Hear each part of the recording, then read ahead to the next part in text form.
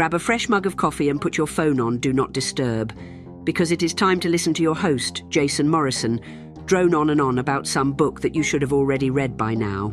Welcome to Have You Read This, a podcast that unites those who prefer reading over any type of social interaction. And now, here is your host. All right, let's get into it. This episode is going to cover a couple firsts for me. And you're not going to believe this, but I found a couple useful facts that came from scrolling the dumpster fire that is Facebook. First, turns out that I'm not alone in thinking that the Red Hot Chili Peppers are straight up garbage. And second, some posts that you read and come across initially as conspiracy theories might not be the case.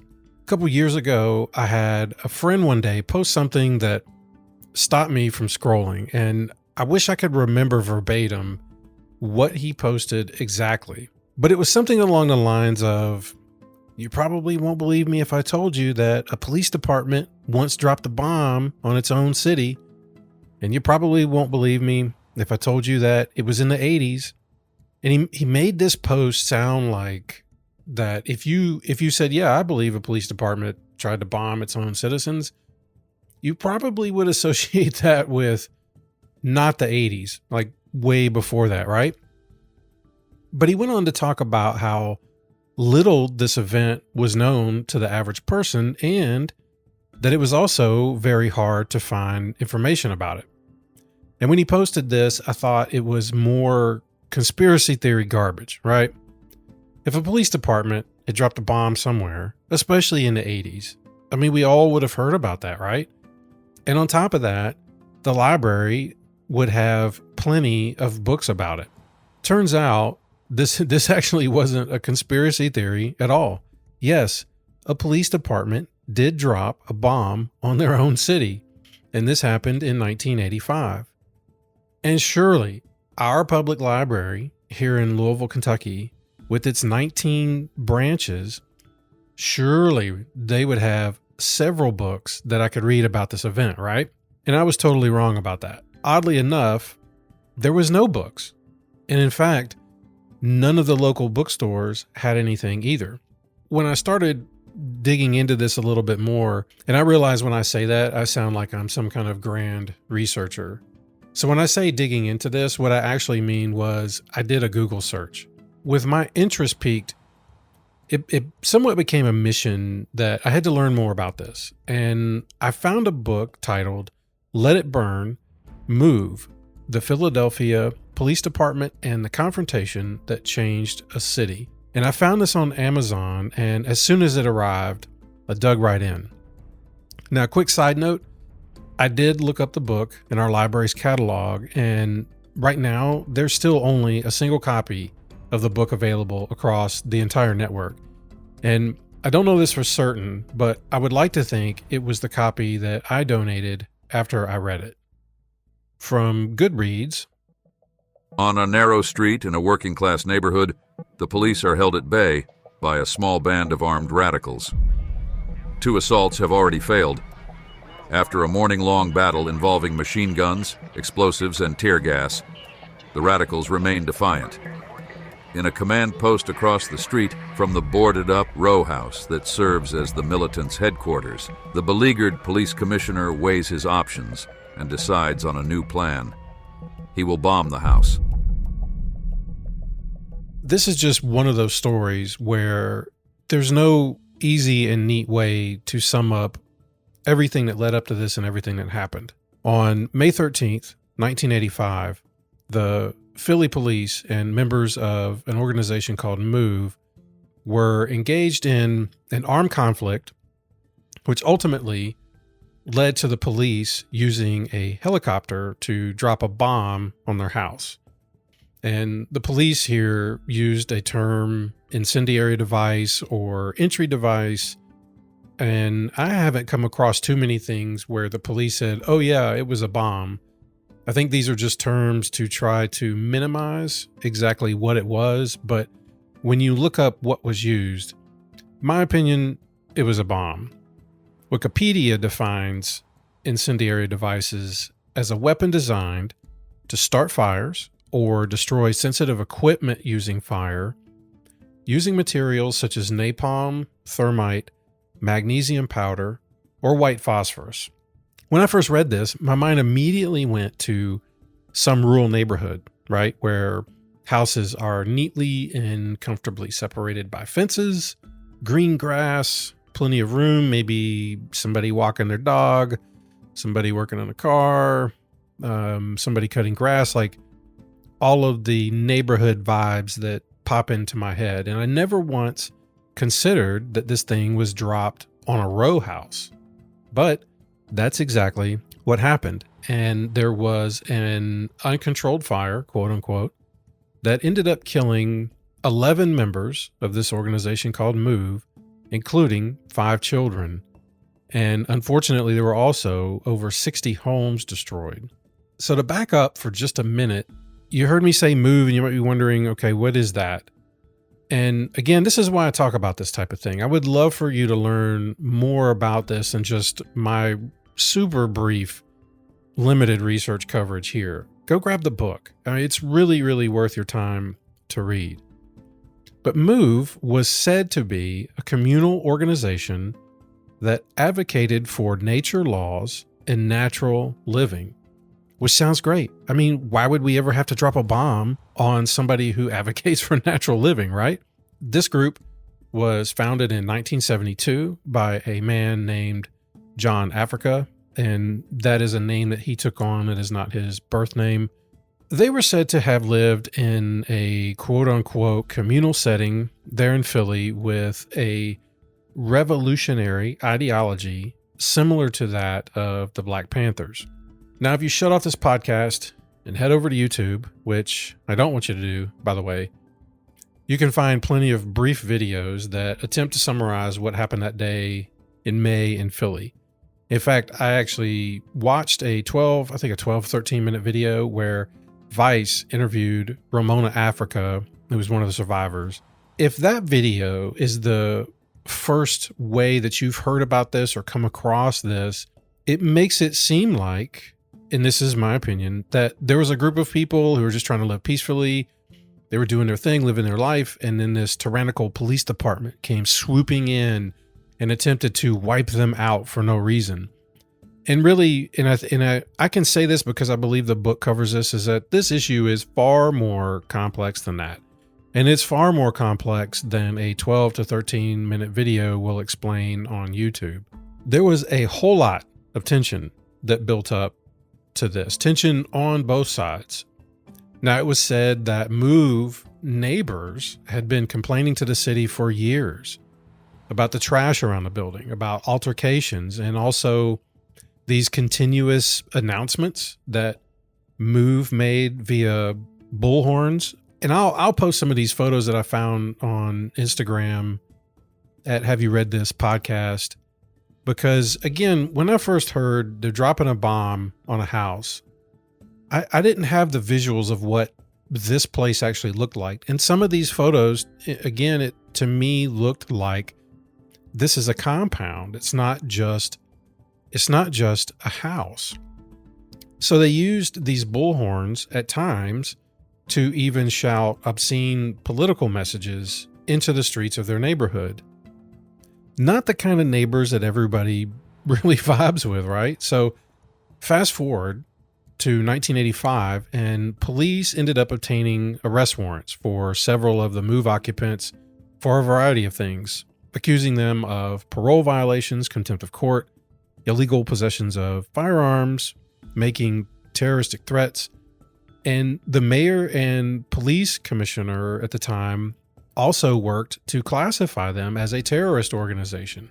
All of the nearby residents were evacuated, and they were told, hey, we got to evacuate this area and you'll be able to come back home in about 24 hours. On Monday, May 13th, 1985, nearly 500, that blew my mind when I read this, 500 police officers, along with the city manager, who at the time was Leo Brooks, arrived in force. And I think that's kind of funny. Like, I pulled that offline. It says arrive in force. If you have 500 police officers I think that's safe to say you have arrived in force. I mean, they're not going to show up and bring you cookies and cupcakes. So they arrived in force and they attempted to clear the building and execute the arrest warrants. Not only did they evacuate everyone in the area, but they also shut off water and electricity as a way to try to drive the MOVE members out. The commissioner at the time, Commissioner Sambor, read this long speech addressed to MOVE members, and it started with, "Attention MOVE, this is America. You have to abide by the laws of the United States."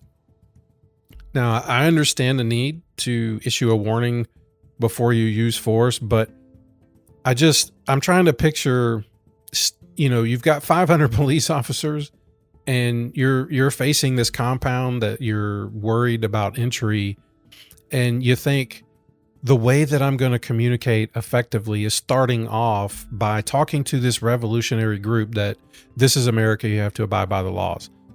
I'm just going to go out a limb here and think maybe that might not be the terminology that would coax these folks out of the building, right?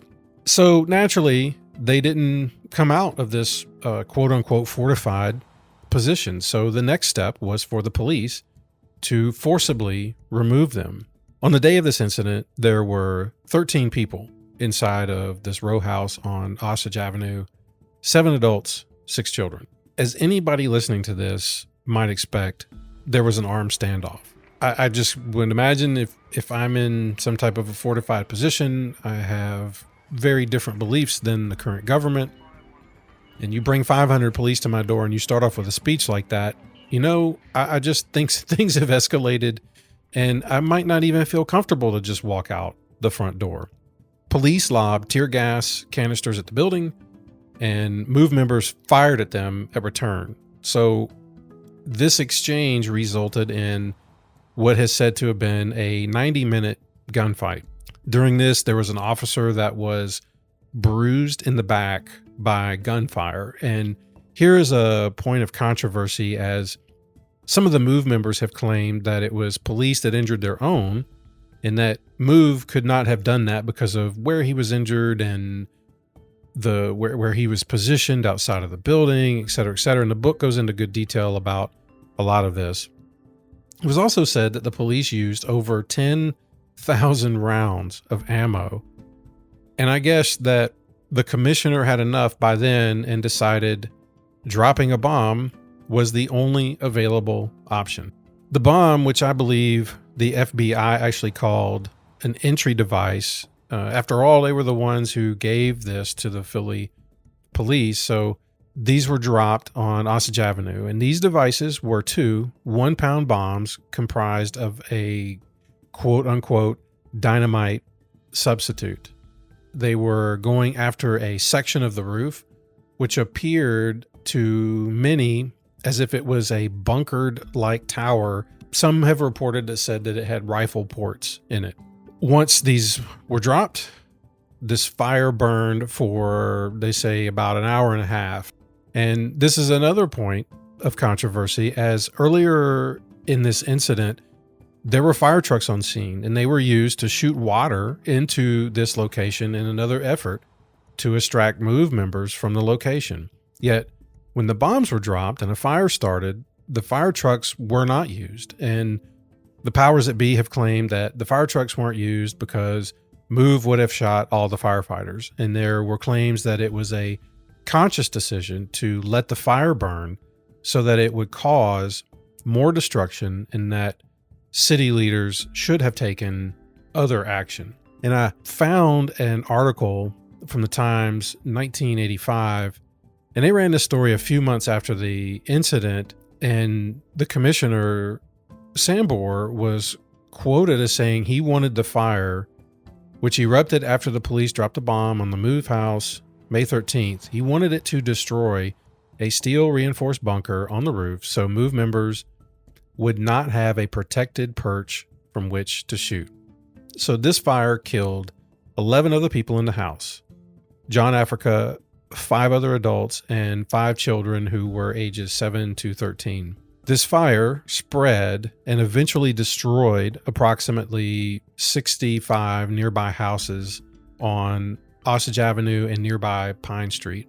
Ramona Africa, one of the 2 move survivors from the house, said that police fired at anyone trying to escape. And if you look up Ramona Africa, you can find a lot of video interviews with her. And I would encourage you to watch those if this is a subject that really intrigues you. Now, when the dust settled, Philadelphia ended up spending about $33 million to rebuild the 2 blocks that were destroyed. Ramona Africa was said to be the only person charged for anything that happened that day. She was convicted of riot and conspiracy charges and served 7 years in jail. In 1996, she sued the city and was awarded $1.5 million. I also found that other residents that were displaced by the destruction that came from the bombing, they all filed, not all of them, some of them filed a civil suit against the city, and in 2005 were awarded $12.83 million in damages from a jury trial. I can see why anyone would want to sue the city, especially if they make you leave, tell you that you can come back home in 24 hours, only to find out that they burned everything you owned to the ground. Now, there were so many dynamics to this story, it would be impossible for me to cover every single one of them here. The good thing is I don't have to, because there's a whole book about it, and it does a far better job than I ever could. After all, that's why you're listening to this, right? You want good book recommendations. You don't want me to sit here and tell you that you need to read all of the Twilight books. Now, chances are your local library does not have this book. You're probably going to have to order it online. But Michael Boyett, the author, does a great job getting background information from every single angle and each side of this, good, bad, and ugly. It's all laid out in the book. And I believe he took great care to present the information without leaning to one side or the other. Also, while looking up more information on the aftermath, I found that in 2017, the Pennsylvania Historical and Museum Commission approved a historical marker near the site of the bombing. This marker was nominated by students of Jubilee School who had been studying the event. And from an AP News article, Karen Falcon, who at the time was a history teacher and director of the Jubilee School, she was quoted as saying, "These students were determined to get the whole story and not just one perspective. They understood that the neighbors had a different perspective than the MOVE members and that everybody's perspective, other than the city government, had some relevance. The students had a very complex view of what happened." And I feel like that's a great way to summarize this. I kind of felt the same way. Sounds to me initially to some folks might feel like, well, they weren't obeying the laws. They were using bullhorns to shout profanities into the street. There was trash. It was garbage. We're worried about our safety. They're disobeying the police, and it's a fortified bunker. But then there's a lot of people that said, well, is how you handle that. You don't handle that by bombing them. There's other ways to go about this. Or like some have claimed that during this event that the police intentionally created an environment so that they could kill these people, that they shot at them when they were trying to escape, and that they bombed this whole area. So there's a lot of different angles you can approach this with. And I found a reviewer of this book who left a great comment. And it comes, I think, pretty close to how I feel after I read this. And it said, "While I understand a lot more now about the difficult choices faced by Philadelphia officials and the depth of the tragedy, the one thing I still don't know is what should they have done instead? What could they have done? Clearly, dropping a bomb on a house and letting a fire take out 60 plus other houses was the wrong choice. But I wish I knew what the right one was. Even if they had put out the fire sooner, there would have been a terrible amount of destruction and loss of life." So I'm hoping that this brief episode gives you enough information and that this is something you won't just toss on your TBR like, hey, this old fart recommended it, so yeah, I'll put it on there. But I want you to actually read this one. It is a worthwhile read. This is, in my opinion, important history for us to know. And I also wanted to add, if this type of book is your thing, this is the type of stuff that you like reading, then I've got 3 other books I would like for you to check out. Thankfully, there's not a lot of books of stories where police departments across the U.S. have decided to drop a bomb on their own city. These books, I feel like, will appeal to you if this is the type of information you like reading. So the first one, Beth Macy wrote a fantastic book called Dope Sick: Dealers, Doctors, and the Drug Company That Addicted America. Fantastic read. Matthew Desmond wrote a book, Evicted: Poverty and Profit in the American City. And finally, this book just blew me away. This was John Temple wrote a book called American Pain: How a Young Felon and His Ring of Doctors Unleashed America's Deadliest Drug Epidemic. That one is a great book to read too. So I would say, naturally, check out Let It Burn, and then add these others to your list and check them out when you can. Until next time. Oh, look, another podcast begging for followers and 5-star reviews. Because clearly your life won't be complete without their riveting discussions about what books they think are worth reading. But really, it doesn't take a lot of time to write a glowing review, and follow me on Instagram does it. It is quick and painless, so just do it, and bask in the glow of knowing you have contributed to the endless void of self-indulgent online content. Oh, by the way, sign up for the newsletter while you're at it. Link in bio and all that crap.